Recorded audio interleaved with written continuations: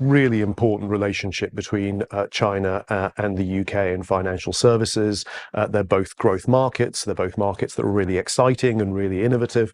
And so the Financial Services Summit, as part of the economic and financial dialogue between China and the UK, is a huge opportunity for companies in both markets, and for the governments of both markets and the regulators of both markets to look at how we can strengthen and deepen that relationship. And in particular, one of the things that we're very excited to explore is around green and sustainable finance. It's important also to look at what we can do in areas such as deepening the trade corridors and the investment flows between our countries.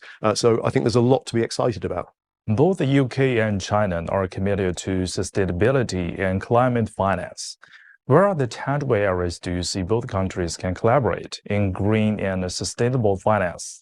Well, I think this is a really exciting area. And if we look at the International Standards Board on sustainability, I think there's a lot there that the UK and China share as a set of priorities. And this is an important opportunity to create a taxonomy, a methodology of managing and measuring what we do in green finance, and making sure that we reduce the amount of burdens in place, but making sure also that we have the right reporting standards in place that allow for interoperability between companies and markets.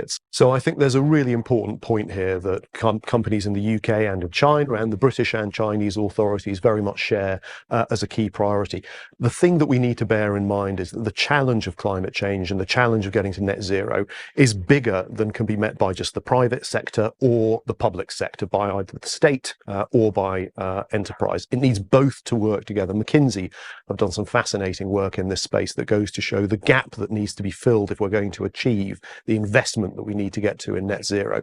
So this needs the private sector and the public sector to work together. We've done a lot of work in the UK and in partner markets, such as in China, about looking at how we move towards blended finance, using the state to bring in private investment to meet the challenges of net zero.